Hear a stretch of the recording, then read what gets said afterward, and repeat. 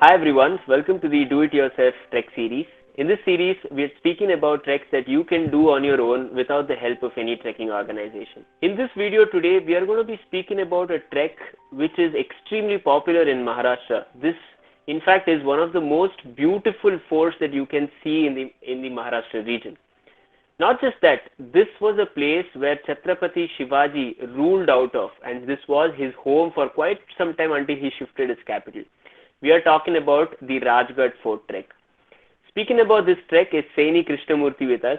She is an avid trekker from Mumbai. She has done more than 200 treks in the Sahyadri region. And she is very excited to talk about this trek because of the sheer beauty that it has. And let's chat with her and see what are her reasons to do the Rajgarh trek. Saini, you speak about this trek with so much love, and there are, you say, multiple reasons for you to go do this trek. Can you tell us your top three reasons to do the Rajgarh trek? Vishnu, I think the main reason for me to pick Rajgarh as a must do is the fact that it's a very beautiful fort. In fact, I would say it's the most beautiful fort in the Sahyadris. The reason why I say that it's because personally Shivaji Maharaj has overseen some of the construction that has happened on the fort, and I think it's unique to the fort, and you don't see it in a lot of places. Let me give you some examples. There are, very long watch points on this fort.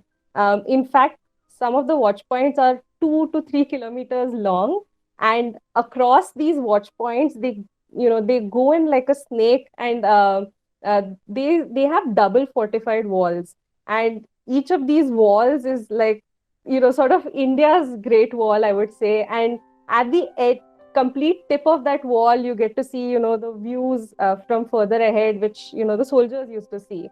That's just one example. And across the fort, because the fort used to be almost like a village, it was a thriving village where all the key soldiers and chiefs of Shivaji Maharaj used to stay. It's filled with remnants, it's filled with lakes, with old temples, with old statues intact, old construction intact. It's filled with so much to see. In fact, even if you keep the design aside, there is a very unique phenomenon called, a neda in Marathi, which is a hole in the wall of the fort, which is completely natural. It's created because of, erosion over many hundreds of years. So I think just the soaking in that design and the architecture is something that is my topmost reason for visiting Rajgarh. My second, reason for choosing Rajgarh is the fact that it's a all year round trek. So we know some treks are famous for their monsoon views, some are famous for their winter, feel. But Rajgarh is a trek for all the seasons. It's one of those treks where you can just pack your bags, go, and not worry about what month of the year it is. If you go in the monsoons, you will get the classic Sahyadri greenery. You will get to see, clouds all over the fort, completely surrounding you and everyone else in mist. But if you go in the winter, you will get to see some really striking views. The big forts in the area, Torna, Raigad, Lingana, Purandar, you name it, and the bigwigs are all there. So you get to see till, as far as your eye can see in the winter. So I think, pick any season and you're going to be very happy with the trek to Rajgarh in all those seasons. The final reason for me, for selecting Rajgarh as a must do, I think it's simply because of the amount of history that's associated with the fort. It's, as you rightly mentioned, Chhatrapati Shivaji Maharaj was, ruling over this fort till he moved operations to Raigad. But the fort has just seen so much. It's been a part of many very interesting chapters of history. Many famous people outside of Shivaji Maharaj, like Tanaji Malusare, have stayed there. Many, key decisions that the Maratha Empire has taken were made on the fort. So, if you want to experience the sort of chills that you get when you visit a place that has so much history, I think you have to visit Rajgarh. Vishnu, there's one more reason, which is almost like a half reason, I would say, which is the cherry on top, is that you don't need to stop at Rajgarh when you go to Rajgarh. You can actually continue the trek. You can continue the trek onwards to the fort of Torna, which is accessible from Sanjeevani Machi, which is one of the longest viewpoints of the fort. You can walk all the way to Torna.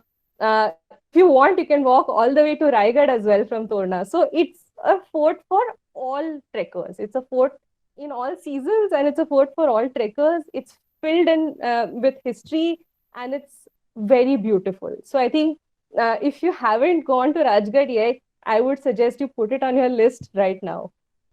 Saini, this sounds like a complete trek. There is so much that is happening around this particular trek itself, and there's so much history, the design which is still intact from the Maratha Empire itself that you can go and experience. Saini, there are multiple routes in which you can actually reach the Rajgarh top. So, which route would you suggest for any trekker who is going to do this particular trek? Like you rightly said, there are many ways to reach the top of Rajgarh. And that's because Rajgarh has many doorways. So there are many entrances to Rajgarh, whichever side of the trails that you want to pick. But there are, of the many trails, there are two very famous trails, both of which are very beginner friendly as well. So one of the trails starts from Gunjavne village, and it leads up to a secret doorway, a Chor Darwaza. And it's very interesting that that's the most popular trail to Rajgarh, which actually leads you through a secret doorway and not like a main doorway. But that's the most popular one. And the second route that I would suggest for someone who's going up to trek to Rajgarh is the Pali village route. So the Pali village route leads up to the Pali Darwaza of Rajgarh. And both these trails are, of course, they are not very easy. But they are both very well laid out, and both of them have very clear markings, and they do not have any technical patches as such. So it's quite safe for trekkers of all experience levels to go via these routes. But do remember that once you reach the top of the fort, there is a lot to see, and you also have to climb up to the main citadel, which is a fairly strenuous climb. So do account for the time that you need to explore the entire fort, as well as exploring the highest point of the fort. That's very well put, Saini. There's so many routes that are there, and there's so much to explore on this trek.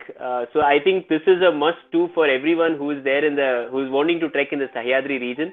There you go, guys. That was Saini Krishnamurthy speaking about the Rajgarh Fort trek, which is, she says, the most beautiful fort that you can see in the Western Ghats of Maharashtra. For more such videos, hit subscribe and click on the bell icon next to it to get reminded of our videos. To know more about the trekking world itself, you can follow us on Facebook, Twitter, and Instagram.